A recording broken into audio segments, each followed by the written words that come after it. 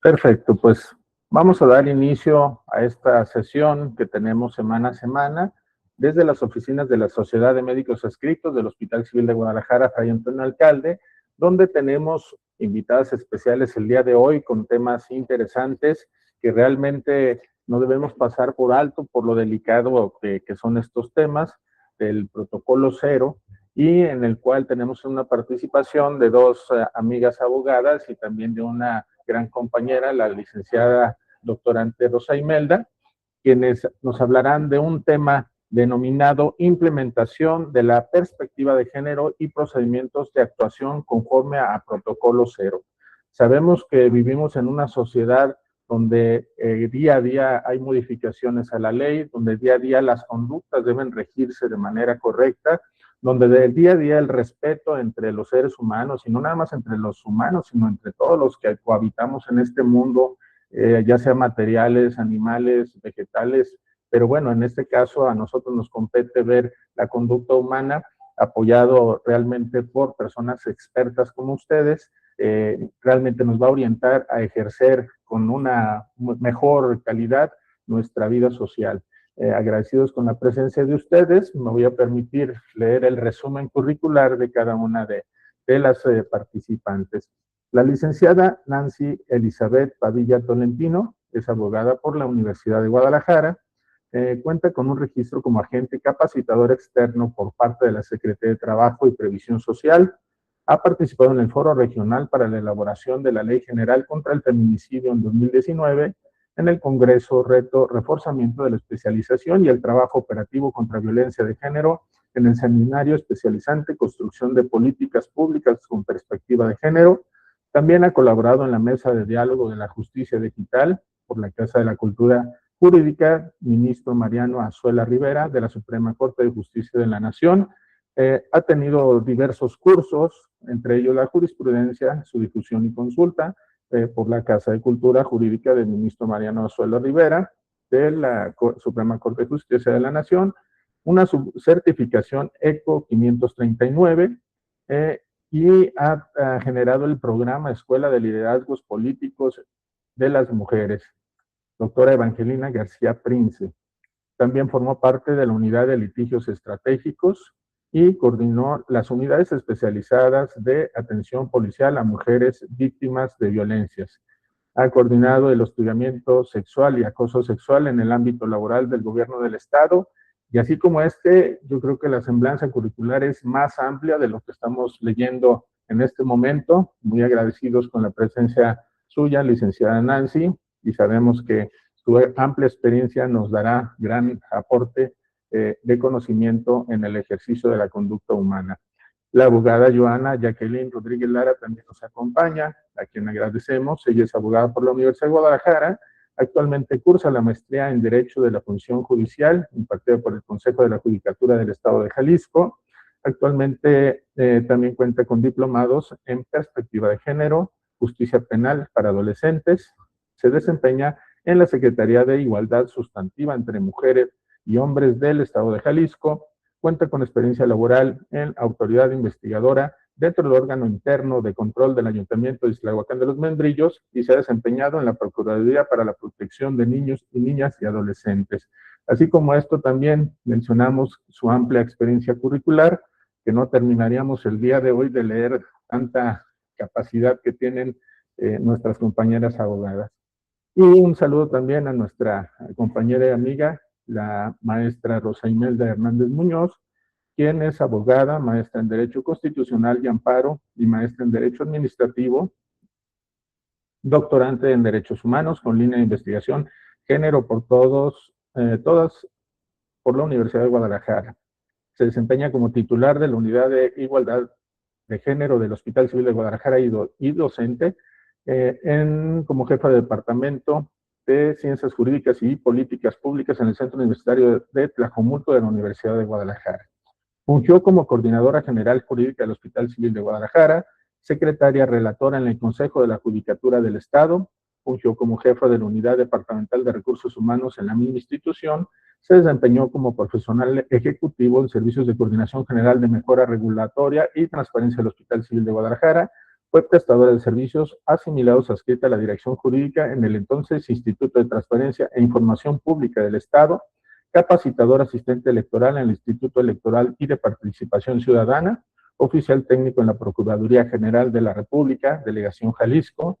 Se ha desempeñado como abogada postulante con preparación profesional en género, perspectiva de género, derechos de las mujeres, victimología, acceso a la justicia en materia de derechos humanos, amparo, reformas laborales, participación ciudadana, proceso electoral, transparencia, protección de datos, derecho penal y criminología, entre tantos más que nos están faltando aquí, ¿verdad? Cuenta con certificación por el Consejo Nacional de Normalización y certificación de competencias laborales en capacitación presencial a servidoras y servidores públicos y desde el enfoque de igualdad entre mujeres y hombres nivel básico. Bueno, como vemos, gran experiencia tenemos frente a nosotros en nuestras pantallas y podremos entonces, creo que ejercer de mejor manera lo que la legislación nos marca y la conducta humana. Agradecidos con su presencia, estimadas compañeras abogadas, y quiero decirles que esta sesión queda grabada en nuestro canal de YouTube, que dejaremos en la bandeja de mensajes para que puedan conectarse quienes no tengan esta oportunidad en este momento. Bienvenidas, no quiero prolongar más mi participación, les agradezco que estén tomando un poco de su tiempo para participar con nosotros. Bienvenidas. Muchas gracias, gracias por su atención, gracias por la invitación. Para nosotras es muy importante poder informar este mecanismo del protocolo cero, ¿no? Al ser personas funcionarias públicas, creo que todas y todos debemos de contar con esta información que a veces, pues lamentablemente no tenemos tan a la mano. Entonces, para nosotras es muy importante tener estos canales de comunicación para que se extienda esta información no solamente a las personas servidoras públicas, sino a todas las personas que reciben algún tipo de servicio del gobierno del Estado, ¿no? En este caso, de servicios de salud. Muy bien. Pues le dejo el uso de la voz para su presentación. Al margen de lo que viene en la diapositiva, y ahorita en el transcurso de la capacitación les estaremos platicando qué conductas son las que contempla el protocolo cero, cuáles atiende y por qué existió la necesidad en el año 2019, que fue cuando se publicó este protocolo cero, por qué se dio esa necesidad aquí en el estado de Jalisco, que además fue un estado pionero en emitir un protocolo que atienda los casos de acoso y hostigamiento sexual en el ámbito laboral de la administración pública. ¿Qué pasó en ese momento, no? Históricamente hablando, sabemos que este tipo de conductas, como es el acoso y el hostigamiento sexual, pues se han venido normalizando, ¿no? Y en base a nuestros registros de denuncias, pues todavía existe un número considerable de mujeres víctimas de violencia, ¿no? En comparación de hombres víctimas por estos casos.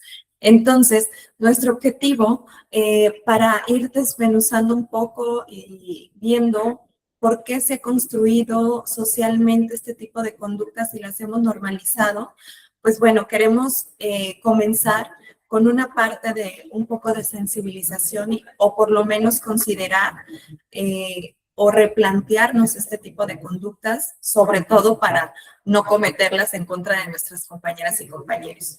La que sigue, por favor. Y para esto es importante hablar de los estereotipos de género y los roles de género que permean en nuestra sociedad, los cuales han venido cambiando considerablemente a lo largo de la historia, pero que aún en este momento 2026, pues siguen plasmándose en este tipo de conductas violentas en nuestro ámbito laboral.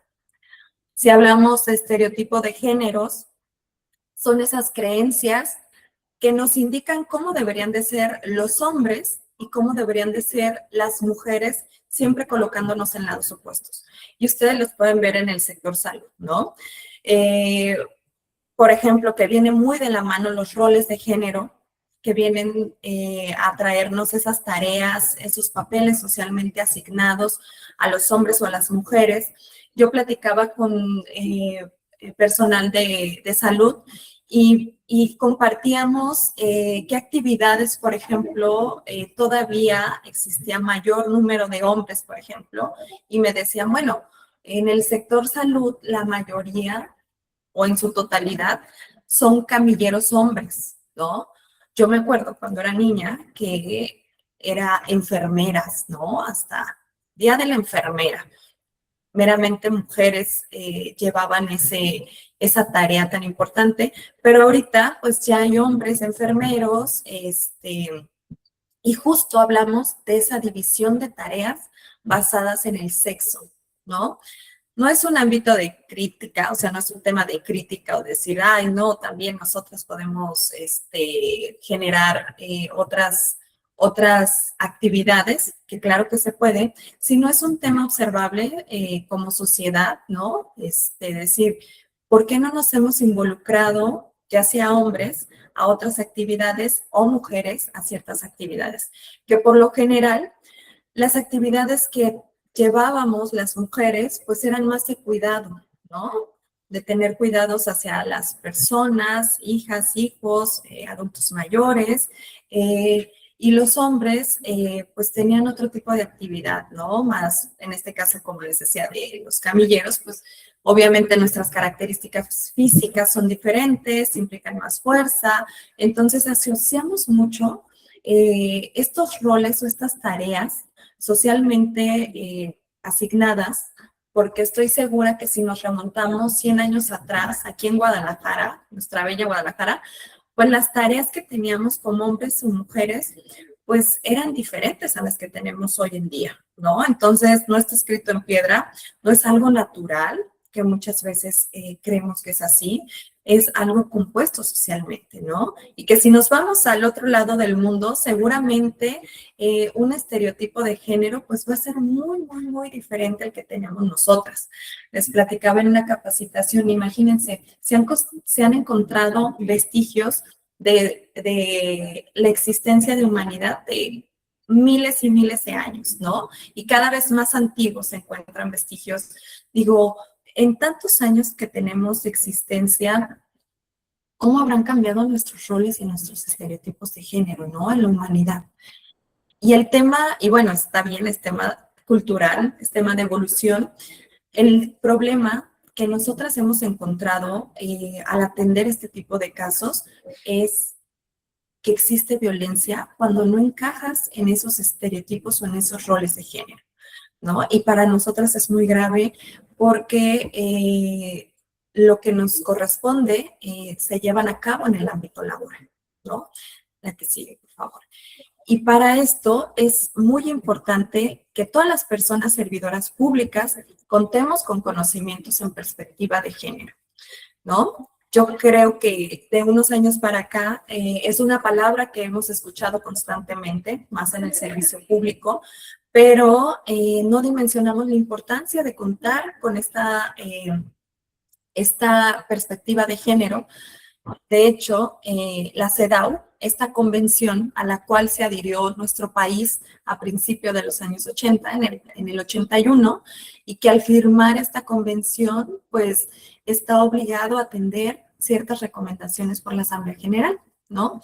Y que creen, de las últimas recomendaciones, pues está que todas las personas que impartan justicia, es decir, jueces, magistrados, ministros, policía investigadora, ministerios públicos y personas servidoras públicas también estén capacitadas y capacitados en perspectiva de género, ¿no?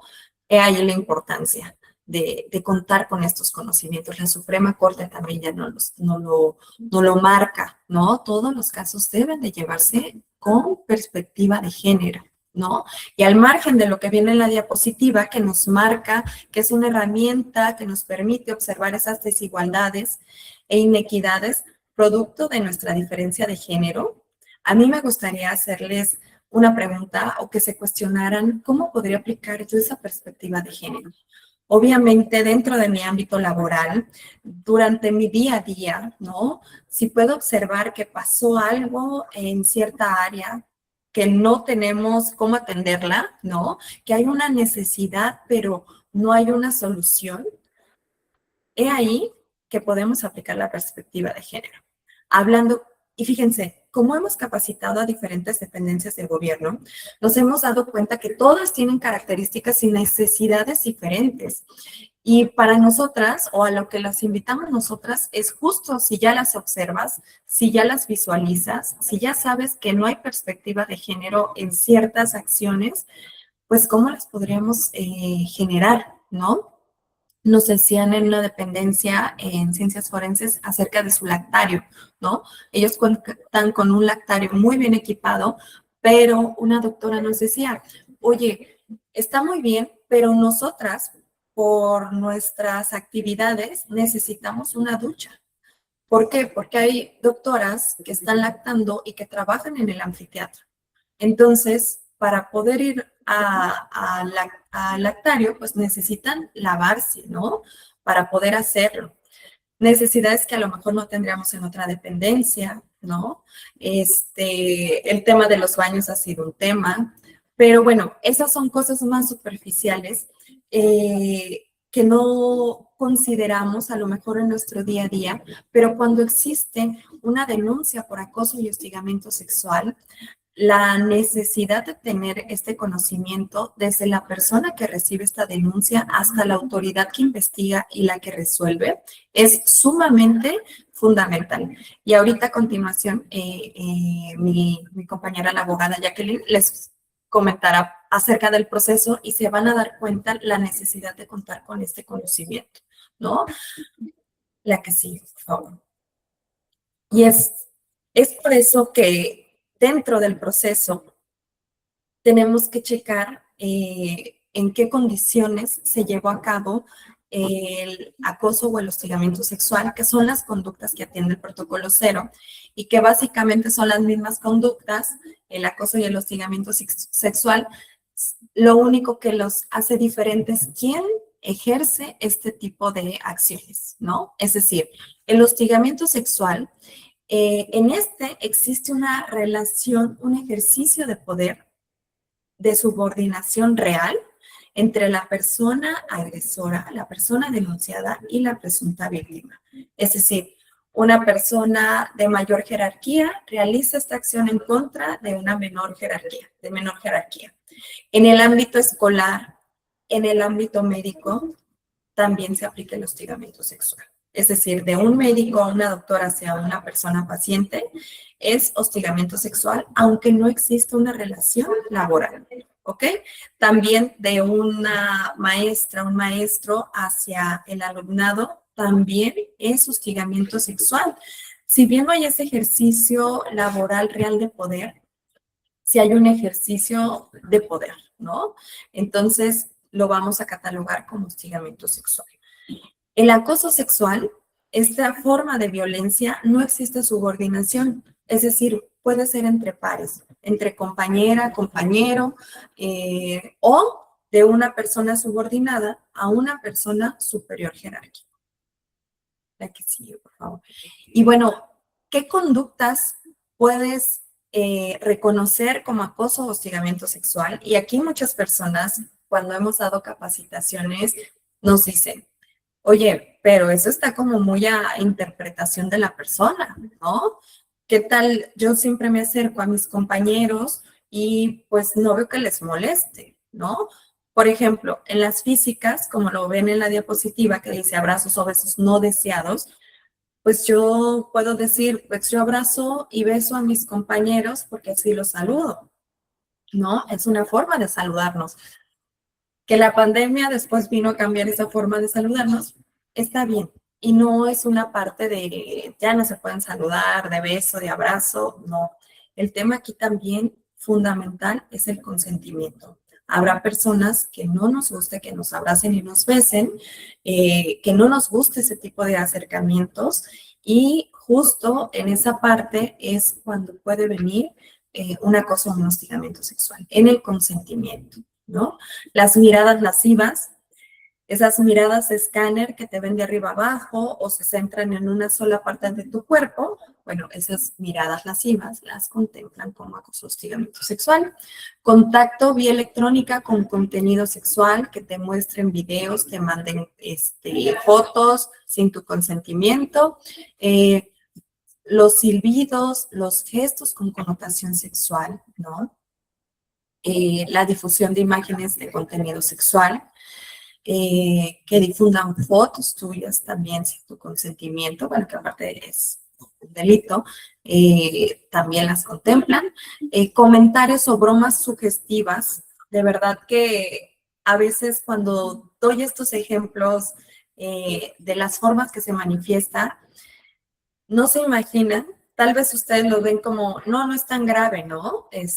O bueno, pues así nos llevamos, es un ambiente más relajado. Pero de verdad que cuando me llegan las denuncias, ¿no? Y las leo y que las tengo que catalogar como comentarios o bromas sugestivas, no se imaginan las cosas tan fuertes que nos ha tocado leer, ¿no? Que nos cuestionamos bastante, decir cómo es posible que en un lugar que debería de ser seguro para todas las personas, ¿no? Para las compañeras, compañeros y las personas que asisten a un servicio, se vuelva un lugar tan riesgoso de sufrir un hostigamiento o un abuso sexual, ¿no? Cuando leo esas denuncias.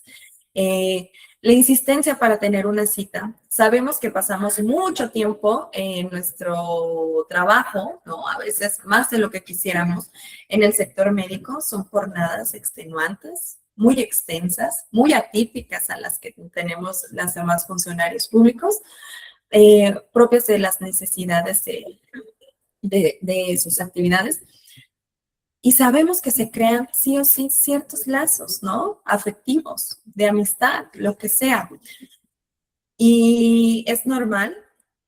Y me preguntaban, oye, si yo invito a una compañera, un compañero a salir una vez, ¿sería acoso sexual? No, no es acoso sexual. También como lo invites, ¿verdad? Si te dice que no, esa insistencia para tener una cita sí podría derivar en una denuncia por protocolo 0, ¿ok? Preguntas intrusivas, ¿no? Y propagación de rumores sexuales, ¿no? Sabemos que se fomenta mucho el chisme a veces en nuestra sociedad, pero ya nos han llegado denuncias por propagación de rumores sexuales. Entonces hay que tener mucho cuidado en eso. La licenciada ya aquí tiene un ejemplo muy bueno justo en eso. Entonces, si nosotros sabemos o tenemos conocimiento de que están haciendo, por ejemplo, una conducta no propia, por parte, no propaguemos rumores acerca de eso. Si tú tienes certeza o tienes indicios, ve con la autoridad competente, tu órgano interno de control, y señala esa conducta. Pero no propagues estos rumores, porque si no, tú puedes caer en una denuncia. Te pueden denunciar a ti por eso, ¿ok? La que sí. Y bueno, estas acciones, por lo regular, se llevan a cabo sin testigos, obviamente, ¿no? O es, sí, en ausencia de testigos. Y es complicado en algunas ocasiones tener algunos elementos, unas pruebas, ¿no? Que acrediten la denuncia y se vuelve un poco complicado para los órganos internos de control. Sin embargo, Ciencias Forenses nos ha auxiliado en realizar peritajes psicológicos a las víctimas. Y estos que ven en la pantalla, pues son una de las principales afectaciones que tiene la víctima. Si se fijan, no solamente es el hecho de sufrir este tipo de violencia, sino que vienen afectaciones posteriores, ¿no? Y más cuando no se toman las medidas prontas, ¿no? Es decir, este tipo de medidas que ahorita se las va a platicar la licenciada y aquí que tengas que seguir compartiendo un espacio con la persona que acabas de denunciar, derivan en estas afectaciones, ¿no? Hay ansiedad, hay miedo, hay estrés, hay tensión nerviosa, porque no sabes qué va a pasar, ¿no? No sabes si quiere tomar venganza, si ya habló con otra persona, si esto te va a perjudicar, si te va a costar tu trabajo, porque todas las personas que vamos a trabajar, pues obviamente dependemos de un sueldo y a veces no solamente nosotras, sino también nuestras hijas y nuestros hijos, ¿no? Entonces, te pones a pensar muchas cosas, ¿no? Hay aislamiento, vemos que empiezan a meter días económicos, vacaciones, o sea, no quieren estar en el espacio compartiendo con la persona denunciada. Hay estigmatización, que eso se nos hace muy grave, ¿no? Hay un sufrimiento de estereotipo negativo. Si bien estos casos deben de ser totalmente confidenciales, ¿no? Solamente tener conocimiento quién te va a resolver y quién te va a atender, si se llega a filtrar cierta información, tú como víctima ya eres una persona problemática, ¿no? Sufres otro tipo de violencia laboral, ¿no? Porque si la persona denunciada tiene empatía con muchas personas o con su grupo de compañeras y compañeros, pues ya te empiezan a afectar también a ti, ¿no? Con comentarios, con desaires. Eso es lo que nos ha tocado ver en estas tipo de acciones. Y bueno, si ya reconociste alguna conducta o estas acciones que nos contempla el protocolo 0, es importante que conozcas el mecanismo de denuncia que para nosotras, como funcionarios públicos del gobierno del estado, nos compete, y para esto le cedo el uso de la voz a la abogada Jacqueline Rodríguez. Muchísimas gracias, licenciada Elizabeth. Pues bueno, buenos días a todas y a todos. Para mí es un placer estar el día de hoy con ustedes. Agradezco también mucho a la Sociedad de Médicos por la presentación. Y bueno, sin más preámbulo, me permito en esta parte presentarles el tema ahora sí del proceso del protocolo, atendiendo a la parte tan importante que le señaló mi compañera, la licenciada Elizabeth, que es la sensibilización, la perspectiva de género, que es lo que nos abre la puerta a la implementación de este tipo de protocolos, ¿no?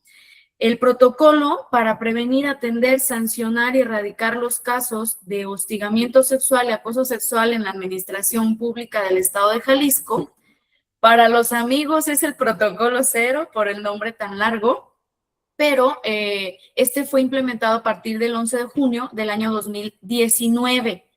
¿Qué es un protocolo? Partiendo de ahí, el protocolo 0 nos ayuda porque es un mecanismo distinto, el cual nos establece ciertas medidas de protección, acciones y o procesos que se van a atender dentro de nuestra investigación. Es decir, este proceso es distinto. Cuando alguien va y denuncia las conductas que les acaban de mencionar en la parte anterior, se tiene que aplicar este protocolo 0, porque no vamos a llevar un proceso de investigación cualquiera, sino que se va a atender a un tipo de violencia.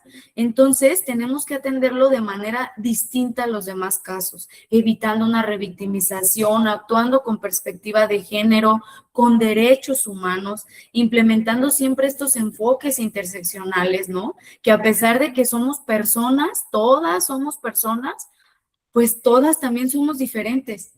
Aunque todas seamos mujeres o todos seamos hombres, también somos diferentes. Tenemos necesidades distintas, atendemos a ciertas situaciones de manera distinta. Y es normal y está bien, pero tienen que visibilizarse. Por ende, el protocolo 0 nos faculta a realizar este tipo de situaciones.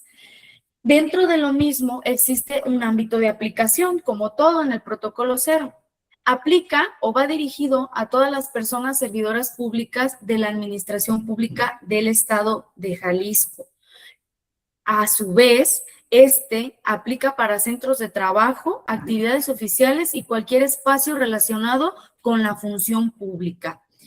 Es muy importante aquí porque, por ejemplo, no sé a ti, pero ¿cuántas veces no nos ha pasado que somos personas o personal comisionado, que nos vamos a un municipio en particular, o que el día de hoy, en lugar de estar yo aquí de manera virtual, estuviera acompañándote, teniendo el honor de estar contigo en un foro de manera presencial? Ya desde ahí yo estaría siendo una persona comisionada dentro de mis funciones del servicio público. ¿Y qué crees? Todo lo que haga o deje de hacer tiene una afectación y o consecuencia jurídica en mi expediente administrativo laboral, ¿ok? Entonces, también quiero que en esta parte nos quede claro. Como todas las denuncias, tenemos a nuestra víctima y a nuestra persona denunciada. La víctima es aquella que está sufriendo en esta esfera la afectación directa, ¿va? Es muy importante en el protocolo 0, no necesariamente la víctima necesita ser persona servidora pública. En tu caso, por ejemplo, puede ser una paciente, un paciente que acudió a ti, una ciudadana, un ciudadano que llegó a pedirte informes a donde tú estés desempeñando tus funciones. Sin embargo, el protocolo 0 sí nos señala que la persona denunciada sí tiene que ser persona servidora pública, porque el proceso que yo te voy a mostrar es un proceso administrativo, en donde tenemos consecuencias en materia administrativa. Sin embargo, recordemos que el protocolo 0 atiende estas conductas, pero también están tipificadas como delito en el Código Penal. Entonces, tanto hostigamiento como acoso sexual son un delito, y también te ofrecemos asesoría jurídica desde parte de esta secretaría para que tú puedas ejercer tu derecho de denunciar en materia penal, ¿no? Ahora bien, ya entrando de lleno a la denuncia, ¿cómo está? Al margen de lo que mencionamos en esta diapositiva, te agregué como un esquema en donde nuestra presunta víctima denuncia ante el comité de ética o ante el órgano interno de control de su dependencia. Por ejemplo, puede ser en la dependencia de Hospital Civil, pero si también tenemos sector educación, es con el órgano interno de control de educación, o el órgano interno de control de CIOP o del IPEJAL, etcétera, etcétera. ¿Qué se pide en la denuncia o qué solicitamos en la denuncia independientemente de la situación? Porque a veces sabemos que son hechos de oculta realización, como lo mencionaba la licenciada Elizabeth. Solo pasan entre la persona víctima y yo, o la persona agresora y yo, ¿sale? Entonces no sabemos cómo hacerle. ¿Y qué crees? Es fácil, simplemente atender a una narrativa de circunstancias, de modo, tiempo y lugar, en donde a nosotras como autoridades nos ayudes a verificar el riesgo inminente en el cual te encuentras. Porque, por ejemplo, me puedes denunciar un tema en donde es un hostigamiento sexual ejercido por tu jefe directo, y ¿qué crees? Tu jefe es un policía investigador que todo el día se encuentra armado. Entonces, ahí ya me dijiste o me diste un nivel de riesgo inminente para atender a las medidas de protección que se tienen que señalar directamente, ¿no? Entonces, sí se solicita eso, atendiendo a las conductas de hostigamiento o de acoso sexual. A su vez, actualmente, me encanta señalarles esta página tan fructífera que es el SIDEN, el Sistema de Denuncias de la Contraloría del Estado de Jalisco. Ahí tú pones en el buscador y te va a redirigir a esta página. Te va a pedir información y puedes ir llenándola.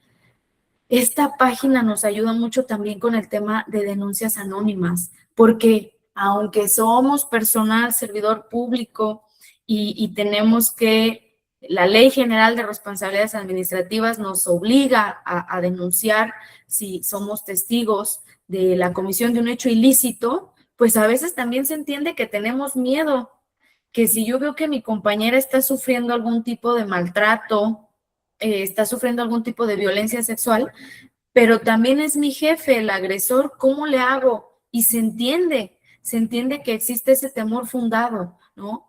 Entonces, esta página del SIDEN nos ayuda a recabar esa información, a saber que, por ejemplo, en Hospital Civil, si nos llegaron tantas denuncias anónimas en tal área, pues entonces tengo un factor rojo, tengo una conducta normalizada y tengo que atenderla, ¿no? Podemos implementar capacitaciones y demás, buscar y hasta averiguar qué es lo que está pasando.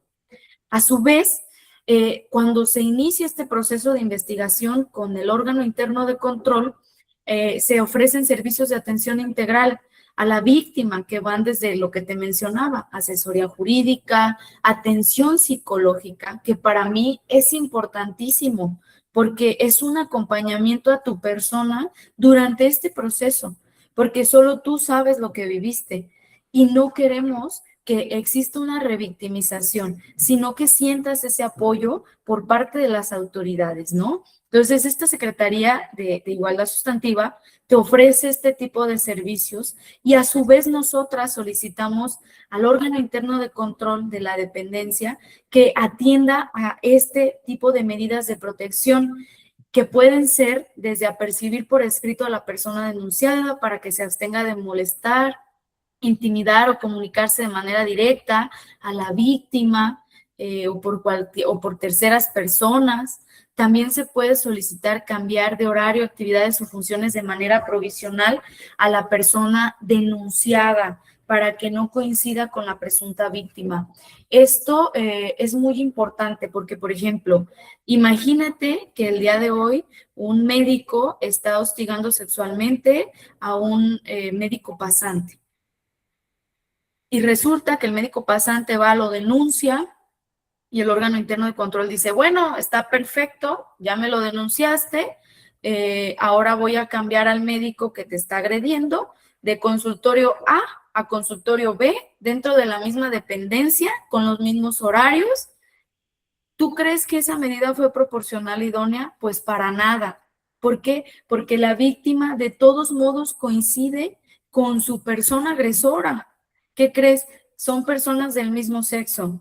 Se van a encontrar hasta en el sanitario, se van a encontrar en el checador, en las listas de asistencia. Entonces sí es importante que atendamos a las medidas, pero no por dictarlas, sino que éstas sean proporcionales e idóneas.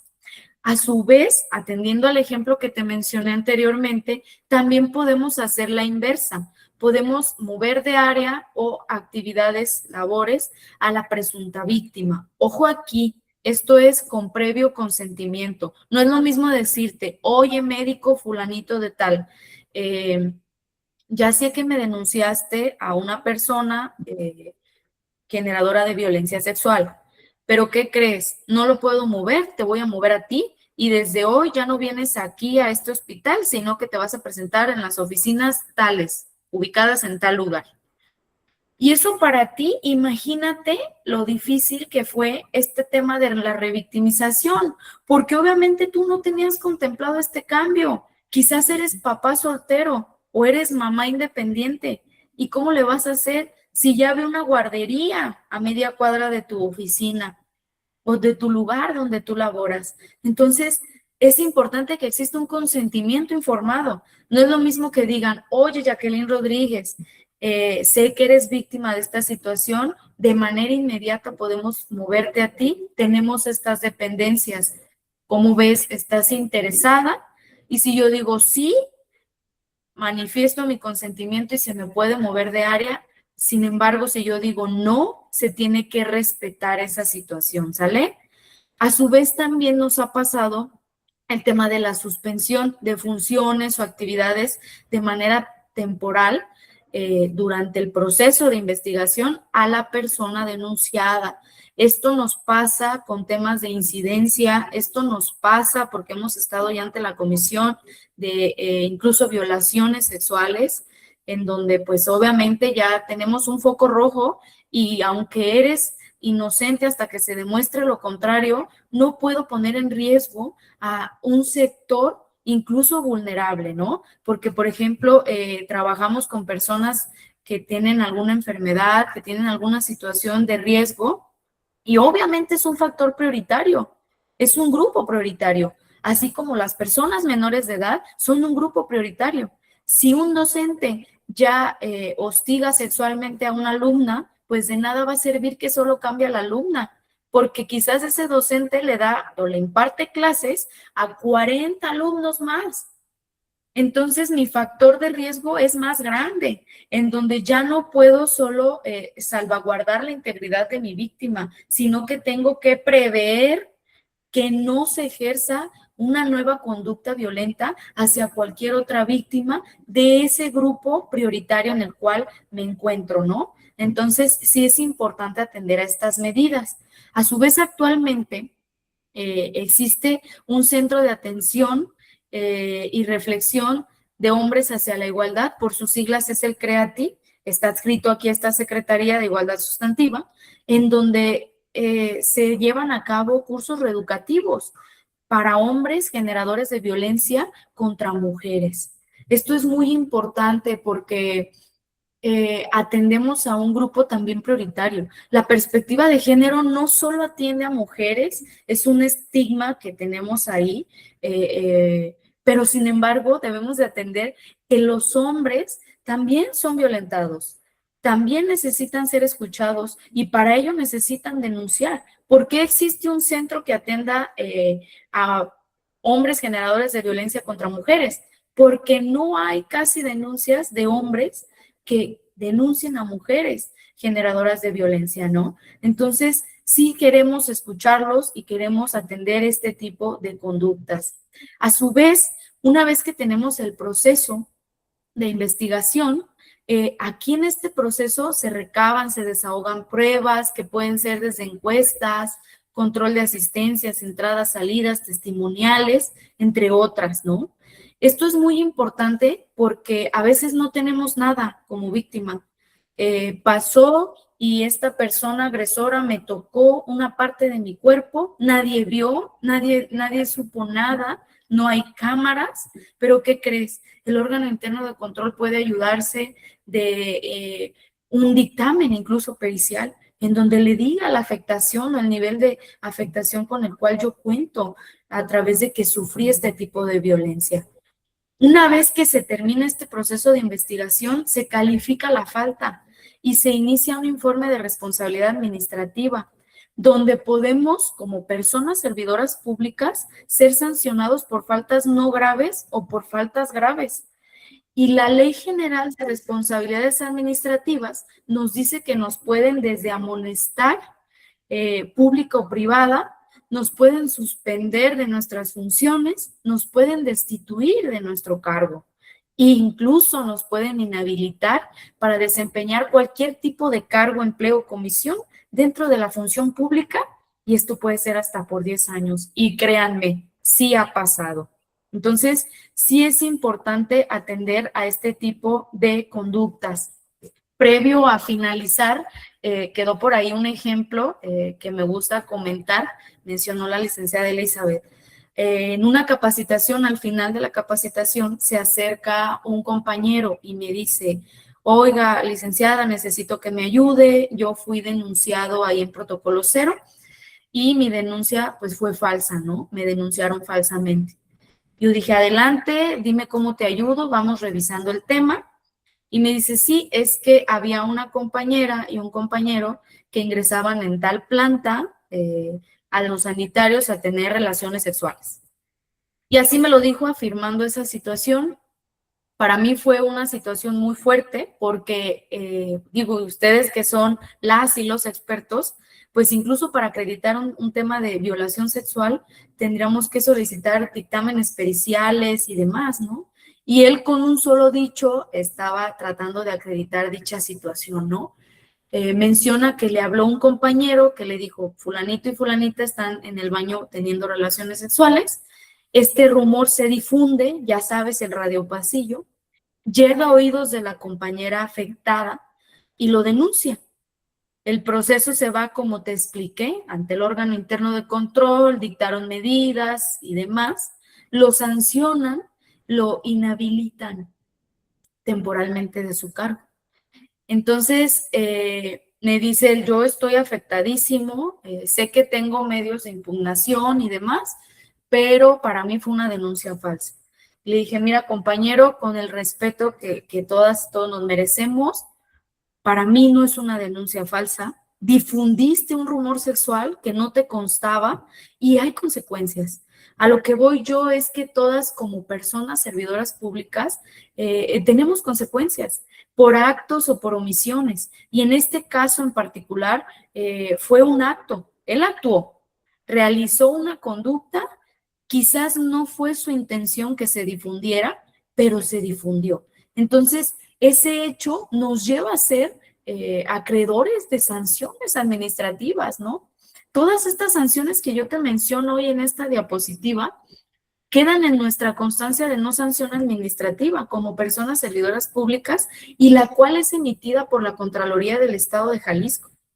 Entonces, sí es importante que atendamos a lo establecido en los lineamientos del Código de Ética, en lo establecido al tema del protocolo 0, que nos pasemos a una conducta respetable y honorable, ¿no? Porque independientemente de que si cuando llego a mi casa y me quito el gafet dejo de ser servidora pública o no, es importante que nos desempeñemos a través de nuestros cargos con esta atención siempre, ¿no? Y recordar, el día de hoy te presentamos, amablemente nos dieron este espacio para presentarte este proceso, pero yo sí te pido, de verdad, que con la responsabilidad que tenemos como personas servidoras públicas, y más tú que atiendes a un factor tan prioritario, que es el tema del sector salud, que lo veamos de estas dos formas, ¿no? Espero que nunca seas víctima de un caso de hostigamiento sexual, que no lo estés siendo, ni de acoso sexual,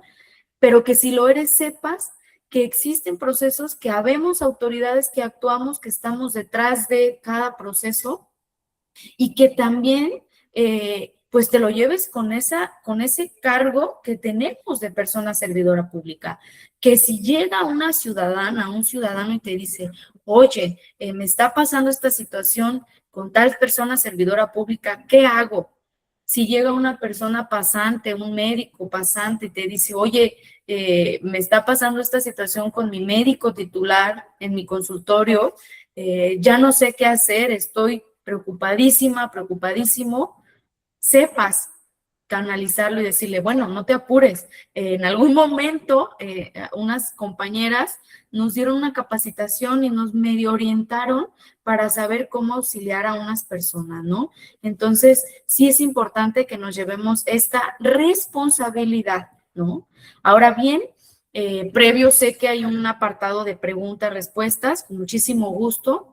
Sin embargo, yo previo a agradecerles su participación, su presencia a todas, queremos dejarles nuestro correo electrónico porque para nosotras es muy importante si existe algún caso que por ahí se esté suscitando, si tú eres víctima, si tienes dudas, si no sabes a quién acudir, cómo acudir, o si eres autoridad y tampoco a veces no tenemos el conocimiento de ya fui para tal lado, pero me dijeron que ahí no era. No te preocupes, también desde aquí, desde esta secretaría, nos ponemos a la orden para atender cualquier duda que se suscite. Con todo el gusto del mundo podemos brindarte la información necesaria.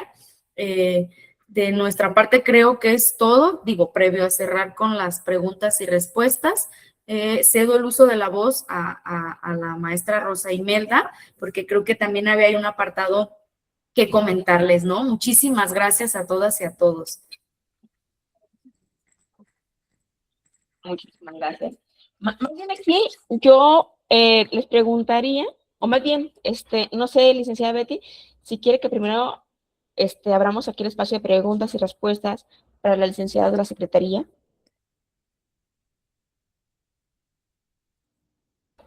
Perdón, Doc, ya lo vi ustedes que no lo había visto. Por eso le pregunté a la licenciada Betty. Una licenciada, adelante con su intervención y yo creo que después de su participación podemos entre las tres pueden contestar las preguntas que surjan. Va que va. Adelante. Okay, gracias. Entonces, solamente de manera complementaria, platicarles cómo esto que nos platican por parte de la Secretaría de Igualdad Sustantiva entre mujeres y hombres, cómo esto lo tenemos aterrizado acá en el hospital. Bueno, pues les comparto. Su servidora, soy la titular de la Unidad de Igualdad de Género. Nosotros justamente tenemos una participación inicial en este tema no tan bonito, pero que es la prevención de acoso y hostigamiento. Esto lo hacemos desde la parte de la sensibilización, capacitación, gestión de charlas, pero ahora, cuando pasan estos casos, ¿cómo los atendemos? Bien, la Unidad de Igualdad de Género tiene una doble función. Funciona...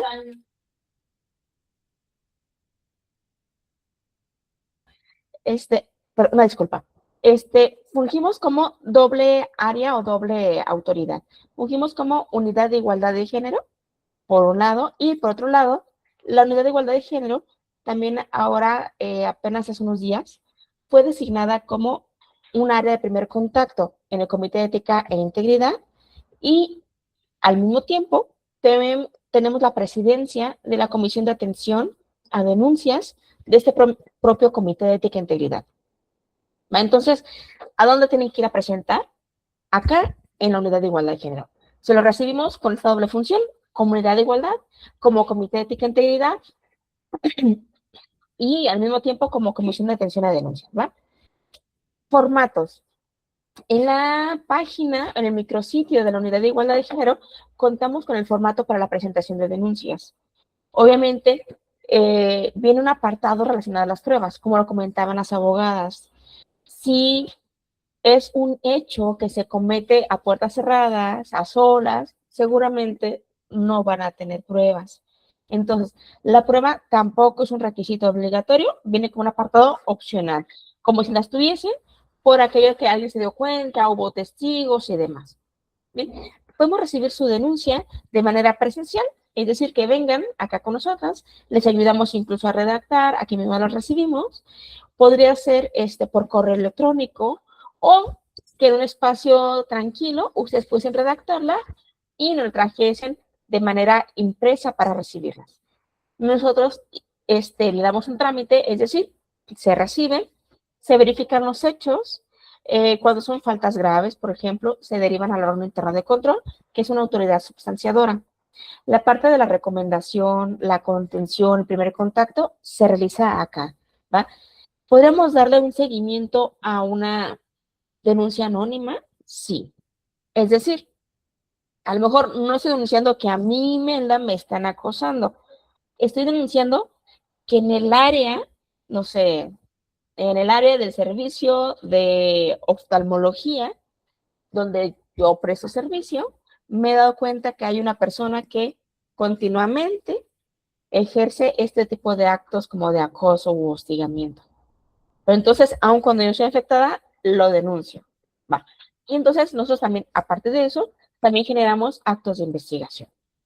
Entonces, aquí lo importante es estar fomentando la cultura de la denuncia. Es decir, que sí se animen a venir a denunciar sin temor a las represalias, sin temor a estas acciones como de amenaza de, y si hay una denuncia y te muevo, te quito la participación que puedes tener, aplica y tenemos competencia tanto como para personal trabajador como para personal en formación. Es decir, residentes, internos, prestadores del servicio social, ¿va? Como para todos estos grupos de población que tenemos por acá, para todas las personas, estamos abiertos, podemos recibirles, podemos atenderles. Entonces, uno de nuestros objetivos también como área es justamente darle difusión al protocolo cero, que como nos dijo la licenciada, ¿no? Es para los compas, para no decir el nombre tan amplio, ¿no? Darle difusión, pero también darle una atención y seguimiento. Entonces, tanto como por la Unidad de Igualdad de Género, como por el Comité de Ética e Integridad, estamos acá a sus órdenes, estamos ubicados en el edificio anexo, en la Unidad Hospitalaria Fray Antonio Alcalde, tercer piso, de su lado derecho, por acá es donde nos encontramos, y de igual manera, también se encuentra el micrositio. Déjenme presento así muy rápidamente.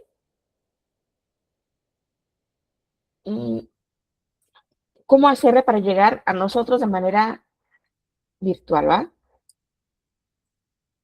Voy a proyectar por la página del hospital, para que sepan acá en la página del hospital cómo agregarse a nuestro micrositio, cómo mandarnos un correíto. Voy a que me abra la página del hospital. Listo. Ya abrió la página, entonces ahora solamente déjenla cargo.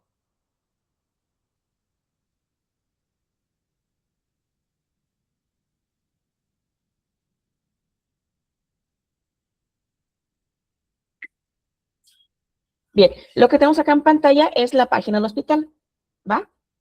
En este banner, que es el inicial, trae como varias opciones. Nosotros nos podemos ir de ladito o dejar que solo avance, pero nos vamos hacia aquí. Este es el espacio de la Unidad de Igualdad de Género.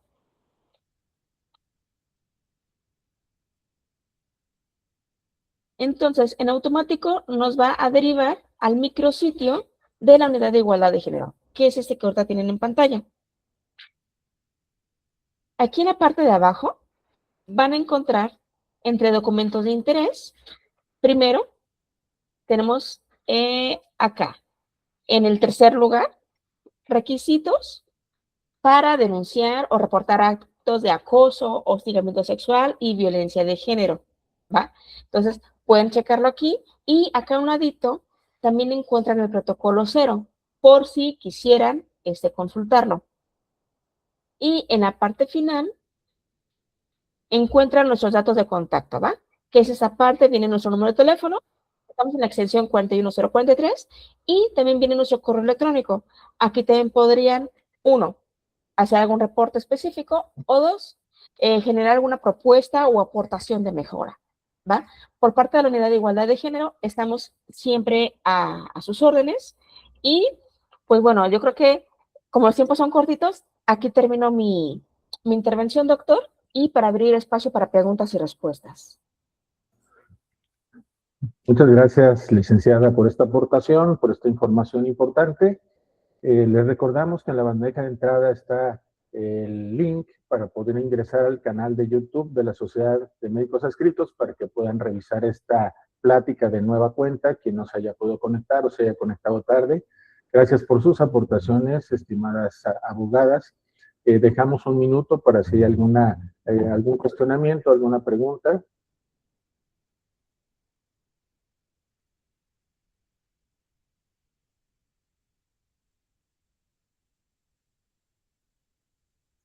Bueno, pues parece que queda clara la información. De todos modos, sabemos que contamos con ustedes para todo lo que se pueda presentar y agradecerles de nueva cuenta por parte de la Sociedad de Médicos Adscritos esta información. Serán próximamente invitadas. Yo creo que siempre hay temas relevantes que podamos estar difundiendo y agradecidos con ustedes, licenciada Nancy, licenciada Joana, maestra Rosa Imelda.